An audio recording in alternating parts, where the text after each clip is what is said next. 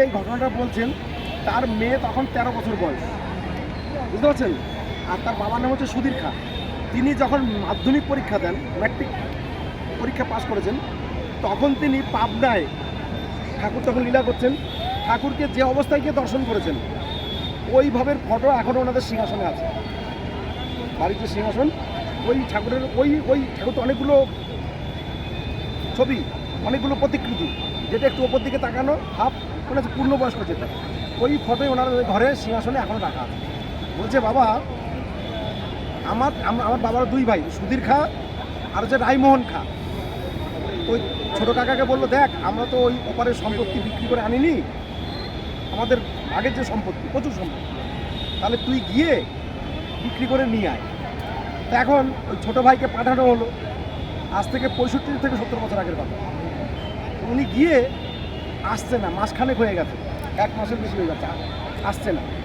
তখন এটা হচ্ছে গাগনাপুর দেবগ্রাম, নামগুলো বলছি, বুঝতে পারছেন?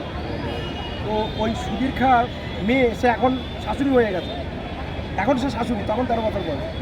তো আমাদের গ্রামে একজন গুণিন ছিল, যে জিন চালান দিত, জানেন তো জিন চালান? এখানে বসে কাশ্মীর থেকে আপেল এনে দেবে, বাস্তবিক গুণিন। তা এখন ওই সেই গুণিনকে বললো যে দেখ আমার ভাই গেল, 1 মাস হয়ে গেল, তুই দেখতো, তো গুণেকে তো দেখতো আসছে না কেন, তো চালান টালান দিয়ে দেখ। তো দাদা তোমার বাড়ি চলো। তো ওই সুধীর খাঁর বাড়িতে এসে সমস্ত কিছু বলছে, একটা যজ্ঞ করতে হবে, তো কর, যা যা লাগে আমি দিচ্ছি। তো সব রেডি করেছে, এবার একটা আসন পেতে দিয়েছে। আর ওই ওই বাড়িতে ওই যে জিন আসতে গেলে যে মন্ত্র 1 থেকে 10 পর্যন্ত মনে করেন, লাস্ট মন্ত্র হচ্ছে সর্ষে পড়া দেওয়া, মানে এরপর আর কোনো মন্ত্র নেই, আসতেই হবে। তো তাতেও আসছে না, যখন সব রেডি করে যজ্ঞ আহুতি দিচ্ছে, 1 থেকে 10 নম্বরে যে লাস্ট হচ্ছে সর্ষে পড়া, তাতে ওই বাড়িতে আসছে না তখন ওই জিন। তখন গুরুজি বলছে, এই দাদা তোমার বাড়িতে কোনো প্রবলেম আছে, হবে না তোমার বাড়িতে, কী করতে হবে? আমার বাড়ি চল। তো মনে করেন এখান থেকে বর্দার বাড়ি এত কথা, চল তাহলে। গেছে, গিয়ে ওই সমস্ত কিছু রেডি করে দিয়েছে। ওই মেয়েটা, সে বলছে 13 বছর বয়স, তখন বলছে আমি বাবার সাথে গেলাম। ওই বাড়িতে গিয়ে সব রেডি করে প্রথম মন্ত্র পাঠ করেছে, 10 নম্বর পর্যন্ত না, খালি প্রথম মন্ত্র পাঠ করেছে। বলছে একটা আসন ছিল, সেটা উড়ে গেল আবার ছোটো। আর ওনার বাড়ির সামনে একটা আম গাছ ছিল ঘরের ওপরে, সে আম গাছটা হুমড়ি খেয়ে চালার উপরে পড়লো, আমি দেখতে পাচ্ছি এগুলো। আর বিশাল একটা ফিগার, নেগেটিভের ছবি দেখেছেন তো, ওরম একটা ফিগার, নাকি নাকি ভাষায়, ওরা কিন্তু পরিষ্কার আমাদের মতো কথা বলতে পারে না, নাকি নাকি ভাষায় কথা বলতে। বলছে আঁকা আমাকে ডেকেছো কেন? বলছে আমি দেখতে পাচ্ছি, আমার বাবাকে আমি ধরে আছি তখন। বলছে আঁকা আমাকে ডেকেছো কেন? বলছে তুই ওই বাড়িতে এলি না কেন? কোন বাড়ি? ওই যে বাড়িতে ওই সুধীর খাঁর বাড়ি। বলছে আমি ওই বাড়ি ঢুকবো কি, আমি অনেক চেষ্টা করেছি ওই বাড়িতে ঢোকার, আমি ওই বাড়ির চারিপাশ দিয়ে ঘুরেছি, ওই বাড়িতে আমি ঢুকতে পারিনি। তুমি যে সর্ষে পড়া দিয়েছো আমার গা পুড়ে যাচ্ছে। বলছে কেন ওই বাড়িতে ঢুকতে পারিনি? ওই স্বয়ং গ্রহরাজ বসে আছে। গ্রহরাজ মানে ঠাকুর অনুকূল চন্দ্রের যে প্রতিকৃতি, ফটো মনে আছে, সিংহাসন ফটো আছে। বলছে আমি চেষ্টা করেছি ওই বাড়িতে ঢুকতে, জিন বলছে, কিন্তু আমি ঢুকতে পারিনি। কেন? স্বয়ং গ্রহরাজ বসে আছে।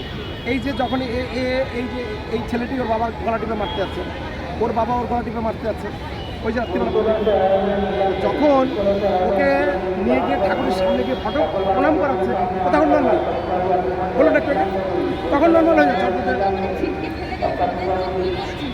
ছিটকে ফেলে ঠাকুরের কাছে ফেলেছে, তখন ঠিক আছে, ঠাকুর ফটোর সামনে যখন যাচ্ছে তখন ঠাকুর উল্টে ঠাকুর প্রণাম করছে।